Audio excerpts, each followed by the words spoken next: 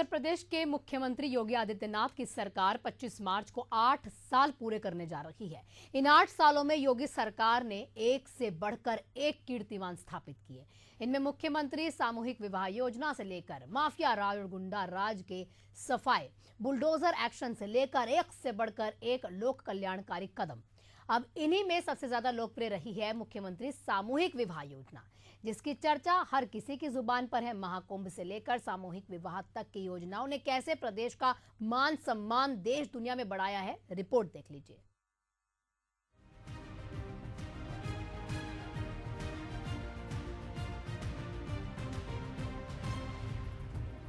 पच्चीस मार्च को मुख्यमंत्री योगी आदित्यनाथ की अगुवाई वाली प्रदेश की योगी सरकार के 8 वर्ष पूरे हो रहे हैं। मुख्यमंत्री योगी आदित्यनाथ ने 2017 में शुरू की गई मुख्यमंत्री सामूहिक विवाह योजना गरीब और वंचित परिवारों के लिए संजीवनी बन चुकी है।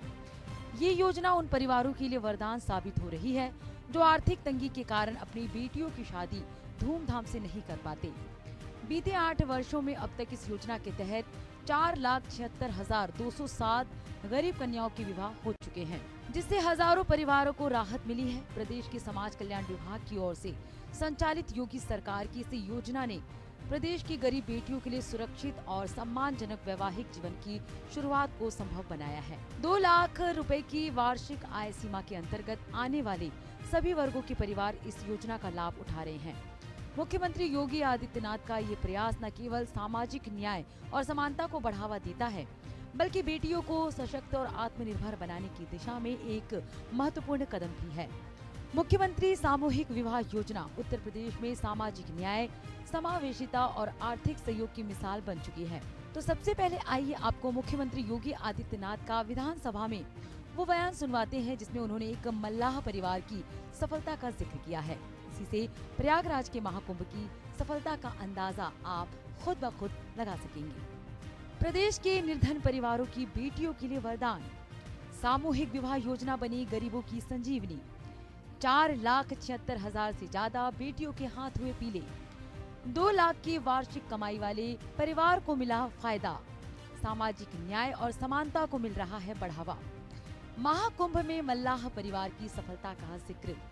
प्रयागराज महाकुंभ ने बनाया भीड़ का विश्व रिकॉर्ड। हर एक नवविवाहित जोड़े पर 51,000 रुपए खर्च। मैं एक नाविक परिवार की एक सक्सेस स्टोरी यहाँ पे बता रहा हूँ। ये नाविक परिवार जिनके पास 130 नौकाएं थी, 45 दिनों की अवधि में इन लोगों ने शुद्ध बचत की है 30 करोड़ रुपए की। यानी एक नाव ने 45 दिनों में 23 लाख रुपए की बचत की है, कमाई की है। प्रतिदिन के अगर आप उनकी बचत देखेंगे तो यह लगभग 50 से लेके 52,000 पर डे की उनकी इनकम थी एक नाव की। उत्तर प्रदेश की योगी आदित्यनाथ की सरकार निर्धन परिवारों की बेटियों के लिए विवाह में आर्थिक सहयोग दे रही है। इसका अंदाजा आप इसी बात से लगा सकते हैं कि प्रदेश सरकार की इस योजना के तहत हर एक नवविवाहिता जोड़े पर 51,000 रुपए खर्च करती है।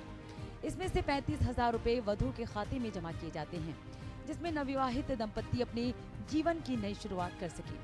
इसके अलावा 10,000 रुपए की धनराशि कपड़े, गहने और अन्य आवश्यक वस्तुओं के लिए दी जाती है, जबकि योजना के तहत 6,000 रुपए विवाह समारोह के आयोजन और अन्य व्यवस्थाओं पर खर्च किए जाते हैं। योजना का उद्देश्य केवल आर्थिक सहायता देना नहीं, बल्कि गरीब परिवारों को सामाजिक सुरक्षा का एहसास कराना भी है। मुख्यमंत्री सामूहिक विवाह योजना ने उन निर्धन परिवारों को बड़ी राहत दी है जो शादी के खर्च को लेकर हमेशा परेशान रहते हैं। योगी सरकार की ये योजना केवल गरीबों की आर्थिक सहायता तक सीमित नहीं है, बल्कि सामाजिक समरसता को भी मजबूत कर रही है। इस योजना के तहत हिंदू, मुस्लिम, सिख, ईसाई सहित सभी धर्मों और जातियों के जोड़ों के विवाह उनकी धार्मिक रीति रिवाजों के अनुसार कराए जाते हैं। इससे प्रदेश में आपसी भाईचारे और सद्भाव को भी बढ़ावा मिल रहा है। सामूहिक विवाह समारोह में सभी धर्मों और समुदायों के लिए विशेष प्रबंध किए जाते हैं, जिससे नवविवाहित जोड़ों को सम्मान पूर्वक विवाह करने का अवसर मिले। सामाजिक भेदभाव को कम करने और हर वर्ग को समान अवसर देने की दिशा में योगी सरकार का ये एक महत्वपूर्ण कदम है। तभी तो सभी वर्गों के लोग अब मुख्यमंत्री योगी आदित्यनाथ के प्रयासों का मुक्त कंठ से बखान कर रहे हैं। प्रयागराज में महाकुंभ जैसे आयोजन ने योगी सरकार को पूरी दुनिया में विख्यात कर दिया। महाकुंभ को लेकर योगी आदित्यनाथ ने विधानसभा में क्या कुछ कहा, आइए सुनते हैं। इसमें मैं तो गया था 27 फरवरी को प्रयागराज में, और प्रयागराज में जाकर के हम लोगों ने, मैंने पहले मां गंगा के प्रति कृतज्ञता ज्ञापित की थी अपने सहयोगियों के साथ में। मां गंगा का पूजन किया था, सफाई भी की थी। इसके उपरांत हम लोगों ने इस पूरे महाकुंभ के आयोजन को स्वच्छ बनाए रखने में जिन्होंने योगदान दिया था, उन स्वच्छता कर्मियों के साथ भी, और जिन्होंने स्वास्थ्य की सेवा, कोई संक्रमण और कोई बीमारी नहीं फैलने दी, ऐसे स्वास्थ्य कर्मियों के साथ में, जो हेल्थ वॉरियर्स थे, उनके साथ में हम लोगों ने पहला आयोजन किया था, उनका सम्मान का कार्यक्रम किया था। इस आयोजन के बाद हमारा दूसरा जो आयोजन था वह नाविकों के साथ ही था। नाविकों के साथ भी हमने संवाद बनाया था, उनके लिए भी हमने एक पैकेज की घोषणा की।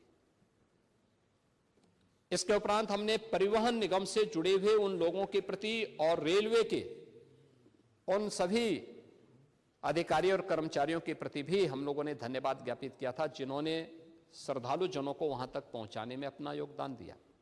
उनके साथ भी हम लोगों ने कार्यक्रम किया था।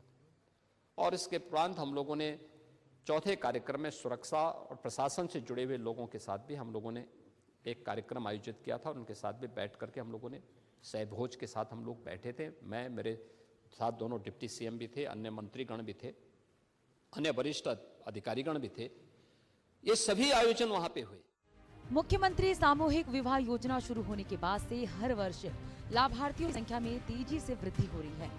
2020-21 में 22,780 जोड़े इस योजना से लाभान्वित हुए थे, जबकि 2023-24 में ये संख्या 1,04,940 तक पहुंच गई। वर्तमान वित्तीय वर्ष 2024-25 में 1 लाख से अधिक जोड़ों का विवाह हो चुका है।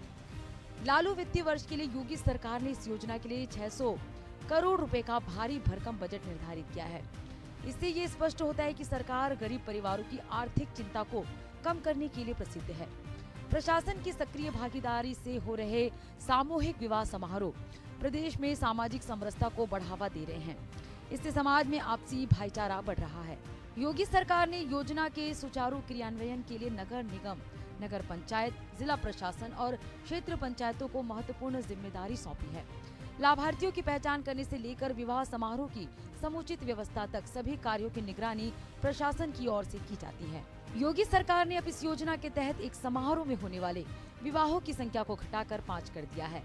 पहले ये संख्या 10 हुआ करती थी, लेकिन अब हर आयोजन को अधिक प्रभावी और व्यक्तिगत जरूरतों के अनुसार करने के लिए ये बदलाव किया गया है। 2020-21 में 22,780 जोड़े बंधे बंधन में, 2023-24 में संख्या 1,04,940 पहुंची। 2024-25 में 1 लाख से अधिक जोड़ों का विवाह। चालू वित्तीय वर्ष में भी 600 करोड़ का रखा है बजट। पहले प्रदेश में होते थे 10 सामूहिक विवाह आयोजन, राज्य सरकार ने घटाकर अब कर दिया हर साल 5। निगम, पंचायत, जिला प्रशासन को दी गई जिम्मेदारी। मुख्यमंत्री सामूहिक विवाह योजना केवल विवाह समारोह तक सीमित नहीं है। योगी सरकार अब इस योजना से जुड़े नवविवाहित जोड़ों को विभिन्न सरकारी योजनाओं और अधिकारों के बारे में जागरूक करने के लिए विशेष कार्यक्रम चला रही है। इस पहल से बेटियों को आत्मनिर्भर बनने का अवसर मिल रहा है। इस योजना से बेटियों को सम्मानजनक जीवन की शुरुआत करने का अवसर मिल रहा है, जिससे उनके माता पिता की आर्थिक चिंता भी कम हो रही है। बेटियों की शादी के नाम पर कर्ज लेने वाले परिवारों को इस योजना से बहुत राहत मिली है। योगी सरकार की मुख्यमंत्री ही सामूहिक विवाह योजना सबका साथ सबका विकास के विजन को वास्तविकता में बदल रही है। ये योजना सामाजिक समानता, आर्थिक सहयोग और पारिवारिक सुरक्षा का प्रतीक बन चुकी है। इस योजना के माध्यम से गरीब परिवारों को शादी के लिए सहारा मिल रहा है। बेटियों को सुरक्षित भविष्य में माहौल बन रहा है। 8 साल बेमिसाल योगी सरकार की अगर बात करें तो पिछले 2017 यानी 25 मार्च को योगी सरकार बनी थी, और कहीं ना कहीं जिस तरह से योगी सरकार की तमाम जो योजनाएं हैं वो जन जन तक कैसे पहुंचानी है, इसको लेकर समय समय पर अधिकारियों को दिशा निर्देश देते हैं और खुद मौका मुआयना करते हैं। वहीं बात कर ले जिस तरह से प्रदेश में गरीब निर्धन कन्याओं के विवाह की बात करें तो 2017 से अब तक अगर बात की जाए तो योगी सरकार की तरफ से कहीं ना कहीं 5 लाख से ज्यादा गरीब निर्धन कन्याओं के विवाह को लेकर कहीं ना कहीं संपन्न भी कराया गया। इसके साथ अगर बात कर ले तमाम जो प्रशासन की टीम है, प्रशासन के सहयोग, चाहे नगर पालिका की बात करें, नगर निगम की बात करें या तमाम जो जिम्मेदार अधिकारी हैं, उनके माध्यम से कहीं ना कहीं जो प्रदेश भर में तमाम जो गरीब निर्धन परिवार के लोग रहते हैं, पहले के समय में निर्धन कन्याओं का विवाह कराना प्रदेश में एक कहीं ना कहीं मील का पत्थर साबित होता था। तो इस बार जिस तरह से योगी सरकार ने बड़ा तरीका अपनाया है और बड़ी संख्या में कहीं ना कहीं प्रदेश में तमाम जो कन्याएं रहती हैं, गरीब निर्धन कन्याएं हैं, उनके विवाह को लेकर अलग अलग सरकार की तरफ से फंड भी उपलब्ध करा रहे हैं। बता दें कि ये जिस तरह से गरीब कन्याएं लगातार विवाह उत्सव कार्यक्रम होता है, इसकी जिम्मेदारी समाज कल्याण विभाग की होती है और समाज कल्याण विभाग की तरफ से सर्वे किया जाता है, डाटा खोजा जाता है कि आखिर प्रदेश भर में कितने गरीब परिवार है जिनकी वार्षिक आय 2 लाख से कम है। तो ऐसे में कहीं ना कहीं जिस तरह से लगातार योगी सरकार ने अपने 8 साल के कार्यकाल में जो स्वर्णिम इतिहास लिखा है, वो कहीं ना कहीं आगे आने वाले दिनों में और भी कहीं ना कहीं प्रदेश में अमूल चमूल परिवर्तन होते रहेंगे। इसके साथ अगर बात कर ले जिस तरह से गरीब कन्या विवाह उत्सव की बात करें तो तमाम क्षेत्रों में, तमाम जिलों में कहीं ना कहीं अब तक योगी सरकार ने इस व्यवस्था को स्थापित किया। इससे तमाम लोगों से हमने वार्तालाप की, उनका साफ तौर से कहना है कि कहीं ना कहीं जिस तरह से प्रदेश की योगी सरकार ने ये जो कदम उठाया है, निर्धन परिवारों के